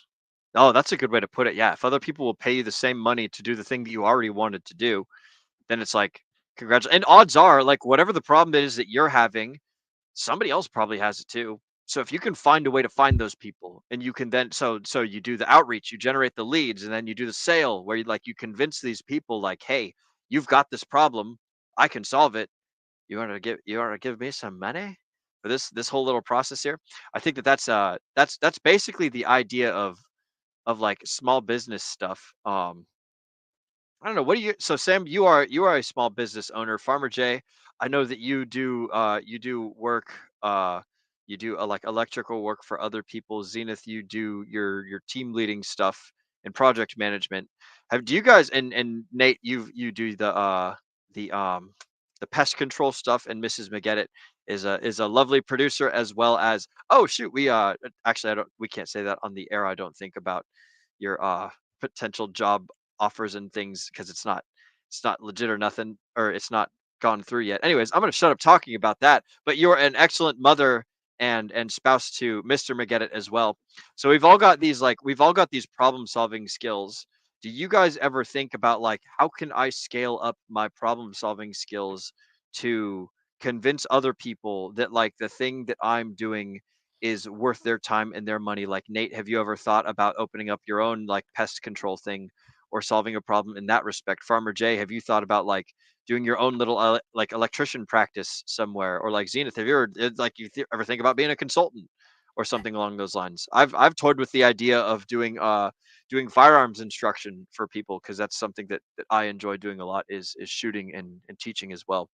But like, so somebody talk about your dreams and your perspective, like things that you're going to do with your time. And this is another thing that I think about with Hexaco. I'll shut up here in a second. Is like, if we've got all these Hexicans that got all this money, and then we're all like, yay, we're all rich, we're going to go to an island called Hexaco, and then we all show up at this island, it's just a bunch of rich people with money.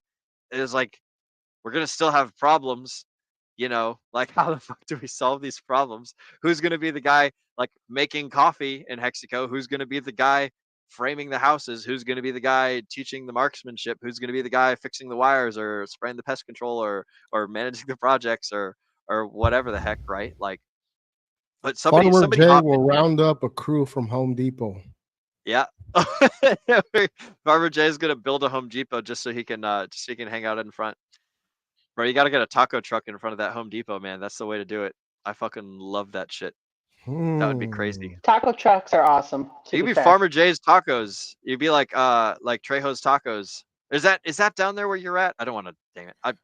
Enough fuck of Trejo. Fuck. All right. Okay, we're not gonna make any. That's all I'm gonna say about him. I made him one personally. Fuck that guy. That's all I'll say about that. Okay. All right. Does anyone have any dreams of small businesses that they're gonna own? Sam, take it away. I don't know for the whole like Hexaco thing. Unfortunately, if I end up in Hexaco and I'm building houses, it's going to have to give Nate some other kind of job or dream to chase after, because like the way I build houses, we're not going to need pest control. Because there ain't good pests aren't going to be. That's not how that works, man. I can go to one of your best built houses and I will find something. There's no, they get in there before you close up the walls. The pests are in there before you finish closing up them walls. Yeah, not to mention the pests. The main issues with pests is they tend to eat away at things over the years. So even if you build it off of something perfect and beautiful 10 years down the road, things happen. So it's like a straight up concrete house, nothing edible. No, no, The none of ant them will There you get go, in. Will. Mexico's The gonna be ant will get looking like freaking like some Eastern com block place with like We all gigantic just live in high-rise small apartments. Yep. Yep.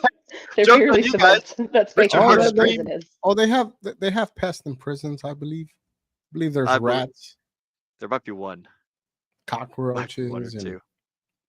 all But no, sorts of wonderful creatures.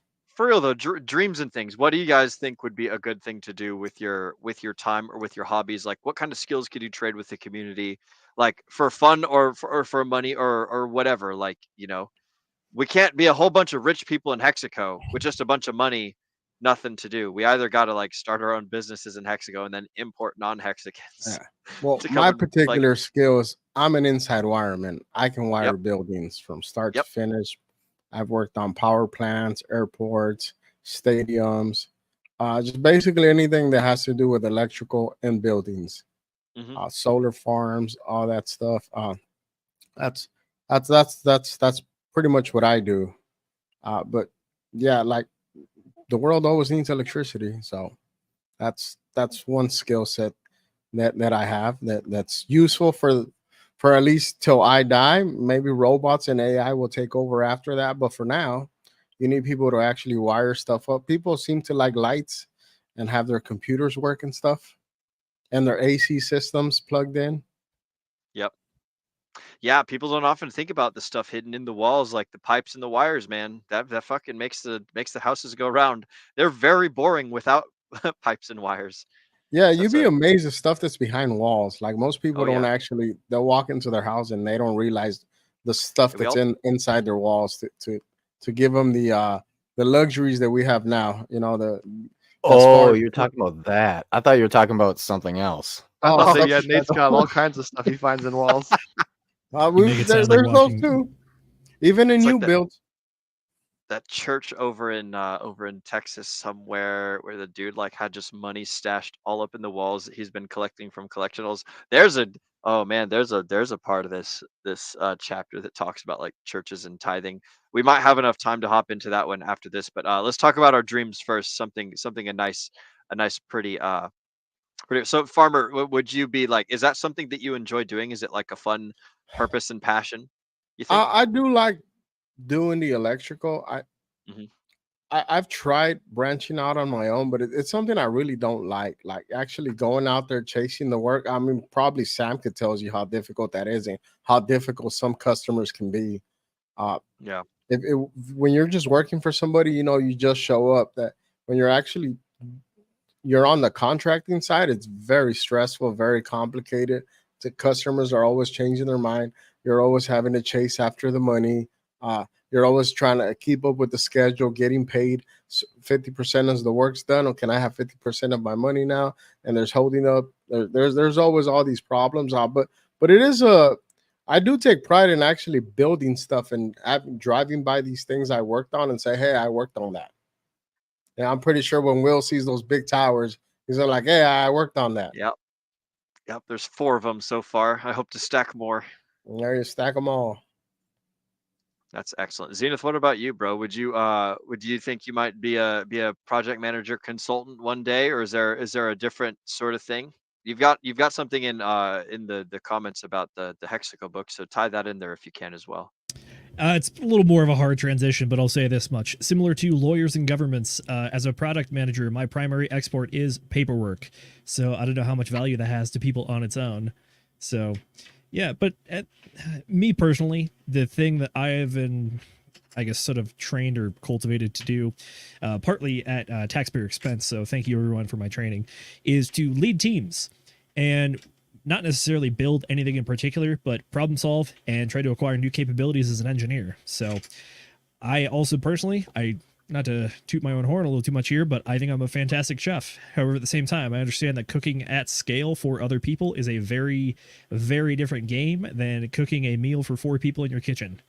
So what I love to, the thing that I want to do is I want to put teams together to accomplish things It, as generalized as that sounds, that's honestly one of the things that I've loved doing the most. Whether I was back on the ship and I just had a few crazy guys who helped weld pipes with me, and I helped them grind stuff down when I could because I wasn't certified to do the welding. I definitely did some welding.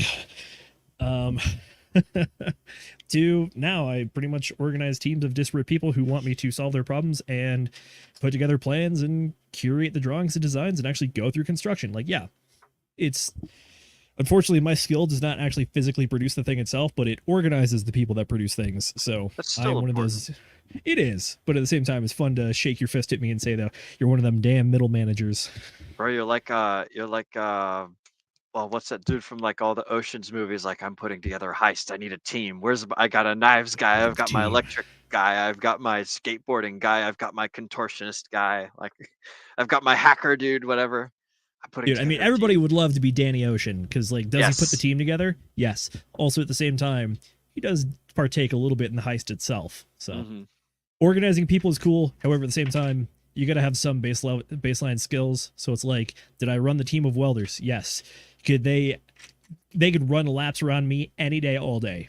At the same time, though, I know a thing or two about a thing or two. That's pretty much it. All right, hard transition. Project managers, expensive babysitting.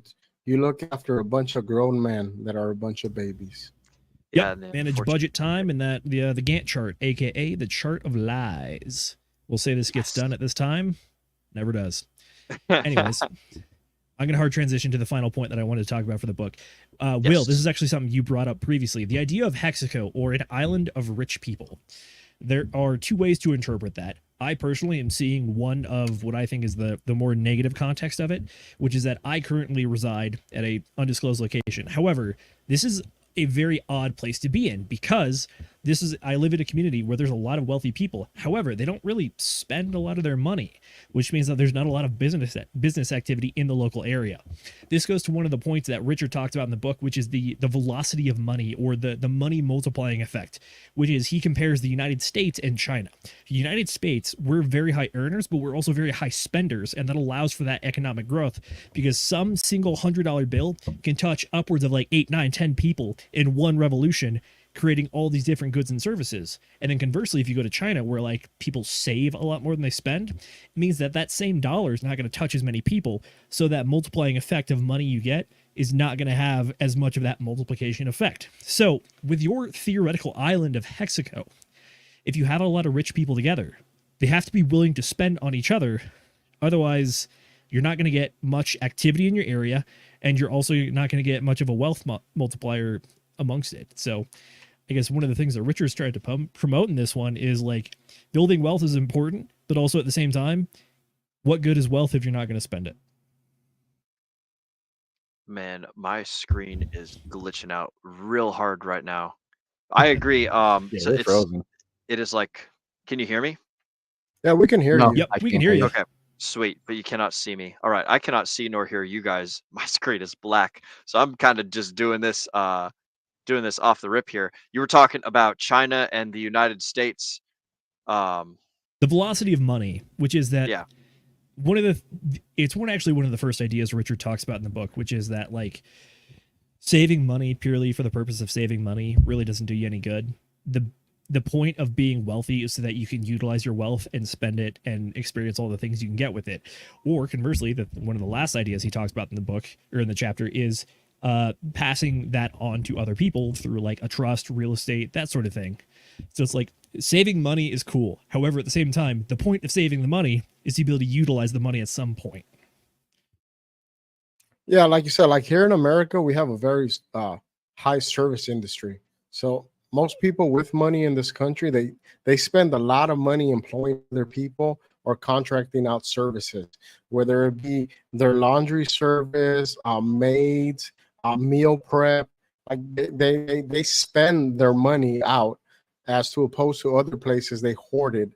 And like I said, there isn't that loop that keeps going where the money keeps flowing. It just kind of stays localized in one place. It's a reason why they call it currency, because it's current, right? It flows. And ultimately, this is the way that you need to look at it, right? If you're wealthy, you want to spend your money on buying your time back. So you spend your money on your bills and things that allows for a more luxurious life. So that way you don't have to go work a job, aka your life energy, to then earn money, to then receive money for that, right? But then you also pay services like moi over here to come out to your house, take care of pests for you, because I'm the one who has spent my life energy learning about this stuff and who will come out and take care of the house. That way, what these people can do with the money is simply pay me, and then they can go about doing whatever experience that they want for the day, right? That's ultimately what, I mean, if you really boil it down, we human beings gather resources to then not have to gather resources, so we can instead have experiences in the short life that we live. That's a Excellent good points, way to put gentlemen. it. Yeah, I'm people gonna are try to scared of animals, so they'll pay Nate. And electricity. They're scared of electricity too for some reason. Just Sometimes never if you heard cross the anybody. two, they take care of each other, though. So All they do. yeah. So to square this circle, it might be a bit of a oxymoron or a contrarian idea here, which is that we want to build wealth primarily by saving and investing. However, at the same time, the lifeblood and economy is spending, and you want to live in a thriving economy so that you can make good money to invest. So it seems contradictory. However, at the same time, I think this is where we got to bring back in Alex Ramosi, and then also the millionaire next door, which is, if we go back to the millionaire next door, one of the things we talked about was that if you looked at the wealthy, one of the things that they spend heavily on is education, investment, and taking care of their family and like health stuff. So those are 4 very lucrative businesses potentially, because going to Alex Ramosi, one of his famous points was, if you want to make more money, have richer clients. So figure out where wealth is in your system, and then kind of like, I think it's an Andrew Tate-ism, which is that it's raining money outside. All you got to do is step outside and hold up the bag. You got to find a way to get in the way of where money is already flowing. So for folks out there, medical practitioners, investment advice, there you go. Might be some Relationship professions. gurus. Zenith, I got a point to come at you with. Hit me, Sam. Hit me. So I just finished watching The Economic Machine, How the Economic Machine Works by Ray Dalio. 10 out of 10 recommend that for all these people, right? And so here's what I'm thinking, Zenith, is the wealthy people, what their wealth is in assets or it's in cash, right? They don't need to spend either one of those two things to buy things and stimulate the market. They can spend credit and still stimulate the market. There we So go. there you go. I'm about to drop that link in the chat because you dropped that for me. How the Economic Machine Works. Economics 101 by Ray Dalio. I'm going to place that. There's a quick little link in the YouTube description. Wow, that is a long link. But the folks at home have it now. Speaking of the folks at home, we're going to go ahead and start doing stream wrap up, because the DGen Roundtable, as far as I'm aware, will be hosting the F and Hangout. So, ladies and gentlemen, boys and girls, ducks and squirrels, where can the folks at home find you, and what have you got going on in the near future for people to look forward to? Mr. Zenith, start us off. Sure, I definitely can. I'm going to have one final thought. So, when we're talking about the chapter of money, this is very much about money and business itself. One of the things that is not taken into account in this chapter, or any of the stuff we talked about in particular, is the idea that your life is more than money. Your life is made up all the experiences and people and time that you spend. I'm not going to necessarily recommend 6 hours of podcast, but Nick Freitas, he's actually a congressman in the House of Delegates for Virginia. He runs a podcast. He actually had a really great episode today. And one of the things he talks about when it comes to libertarians versus conservatives is that sometimes libertarians fall into this idea that people are just economic widgets purely and nothing more, nothing less. You just want a low tax, low regulation environment and everything will sort itself out. Obviously, we've seen that people are much more than that, because you have to live with values, and at the end of the day, you're going to worship something, whether it's a religion, a money, some activity. You're going to find some sort of meaning in your life. So life is more than just money, and understand that money itself really is just a tool or a vehicle that you can use to do other things in your life. So this chapter definitely looked at money, business, investment, that kind of stuff. However, understand that there's another layer to this that didn't get tied in exactly, and you got to figure that out, which is that sometimes you're going to make economically suboptimal or negative value plays, but you're doing it for a value that is not numerical or intrinsic. You're doing it for some sort of good or value that you want to see in the world that ultimately is going to cost money and take time and effort to produce. So that's what I got. Life is more than money. Anyways, I am Zenith. You can find me on Twitter and Instagram at ZenithDI. We just talked about Ray Dalio. By the way, I think I actually have a book recommendation. Crap. I think it's from Bradley. Bradley recommended the Changing World Order by Changing World Order by Ray Dalio. If we get enough comments on it, we'll cover that one next week for my book club. Same time every Friday. And then additionally, we have F and Hangout coming up. We have the usual show on Sunday, 8 p.m. Eastern Time for all of our shows. And I believe we even have a special guest episode with Maddie Allen for this next Wednesday. That is what I got. We're going to pass it over to Sam. Where can the people find you at, my man? Hello, you people can find me at Linktree/Samuel D. Stevenson with a V.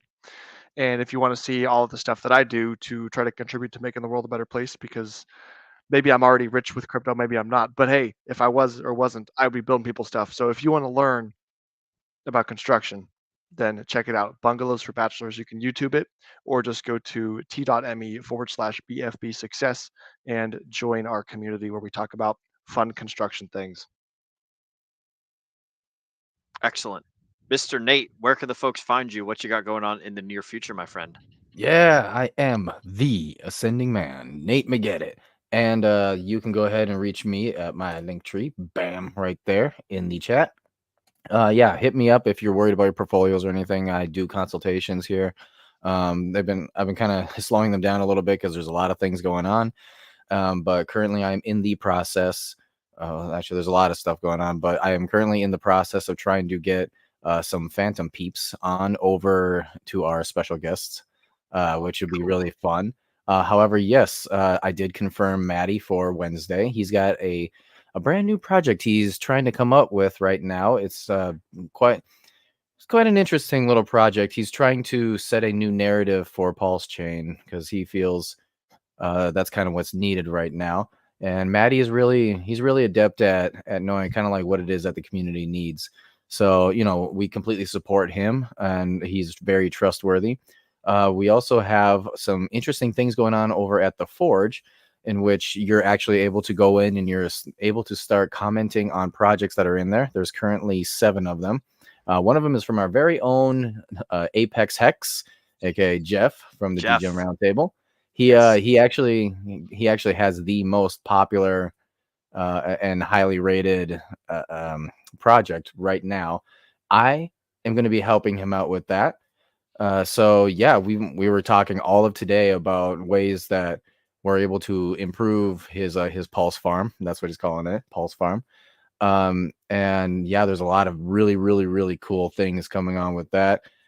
So yeah, we're going to be starting to look for to fundraise, quite frankly, to get this project off the ground. So good things coming, guys. Go check it out. The Forge. Excellent. I like it. Farmer Jay, where can the folks find you and what have you got going on in the near future, my friend? I got nothing going on at the moment. I'm waiting on the next project for my job. So I'll probably be hanging out at the DGen Roundtable chat down there. Point at it, Sam. Point at it. At the QR code down there. Yes. Just hanging out with you fellas. But other than that, I'll just be on this book club whenever you guys are on. Hell yeah. We like to have you, brother. We like to have you. Excellent. Mrs. Producer, have you got anything in the works? Where can the folks find you? And yeah. I think you guys have just about covered everything that we've got coming up. The Sunday show, and then I believe Maddie's going to be on with us next Wednesday. I think Nate said that, but not positive. Yeah, and then other than that, whatever book we've got next Friday, and so on and so forth. As for finding me, if you want to talk to me for any weird, wacky reason, I am in the DGen Roundtable Telegram, and I'm pretty responsive, and I do help getting connected to the guys if you are struggling to get into anybody's, DMs into their site to get a conversation going. I can probably help with that too. But yeah, that's about it for me. Excellente. Well, I have dropped the bit.ly link for folks to join the DGen Roundtable Telegram. It is free for now. It will not always be free. Not that it's going to be exorbitantly expensive, but like as the bull run starts picking up, we need to keep these scammers out, and in order to do that, we have to charge some money. Zenith has a comment that if you want the Changing World Order by Ray Dalio for next week's book club, let me know in the Telegram, and Let's you guys just can do that. it. Let's As a do matter it. of fact, speaking of the Telegram, I should shill the fact that we have a book club Telegram. It's got 22 members in it. The link is t.me/DGen Book Club, and that is the DGen Roundtable Book Club. It's mostly an archive, but there's occasionally you'll find notes in there. I post in links and stuff for like finding synopses of books that we cover. Sometimes when I like ask ChatGPT questions about the books when I don't think I've read it well enough, then I'll post those results in there as well, and things of that nature. We've also got Chocolate Taint in the in the comments. Stream raid F and Hangout in 15 minutes. Absolutely right, guys. Go on over to the Discourse Syndicate and join us on the F and Hangout. You will see us over there, or at least some of us. I'm guessing that Josh is hosting, or Zenith is hosting, or something along those lines. That's generally how it goes. I will be there as well. And Josh will be there. Yep, I will be there. Josh Taint. Is that what you're about to say? Yep, Josh will be there. Fuck it, I'll go on over there as well. We'll do a proper stream it. And if someone needs to leave to get like people that are not DGen Roundtable on the show, because if we're just the only ones on there and then like no one else shows up, it'll be awesome. But if a lot of people want to hop in, then I'll squeeze on out to make room for folks that want to talk about things. But yeah, you guys can find us on over at the Discourse Syndicate. Yes, Alon Fizame, you did make it on time, indeed, just barely. We're doing closing out segments here. You guys can find me and everything that I do over at Linktree/Will Stevenson. And like I had said before, you guys can join the DGen Book Club. You can join the DGen Roundtable chat. Hop on over into, oh shoot, I've got this little link thing right here. Man, I always get these like camera angles backwards, but t.me/hex_meetup. That is where you can go meet up with other Hexicans. We had an outstanding meetup over in Missouri just a little bit ago over the last weekend. That was kick ass. Big shout out to Paul Sachs for organizing that and doing all the legwork. I was rolling through and I was like, hey, bro, y'all want to hang out? And he was like, hell yeah, man. I'll get the crew together. And fucking A, right. He got the crew together. We hung out over there. We had an awesome time. I had originally thought it was gonna be like, oh yeah, it'll be like a little hour hangout, whatever. We were in that freaking bar for like 4 hours, dude, just shooting the shit, having a great old time. But if you guys want to meet other Hexicans, then what you need to do is you need to go to t.me/hex_meetup. That is the place to go. That is where you can find all of the other Hexicans. You go in there, you go to the Start Here channel, you read through the Start Here, and then if you want to introduce yourself, you go to the Introductions channel, you talk about where you are, you talk about what you like to do. You basically just say, hey, here I am. If you guys want to hang out, hit me up or whatever. And then you hop on into the rooms wherever you want to talk to people. Like there's a Missouri room, there's a California room, there's a Sydney, Australia room, there's a freaking UK room. There's all sorts of rooms for all sorts of people. And some of us like to just post music in the music room and yeah, things of that nature. So join all these telegrams, hang out, come chat, say hi. Other than that, we appreciate you guys spending all your super duper valuable time with us. Mrs. Producer, get that trigger finger ready. We know that time is your most valuable asset.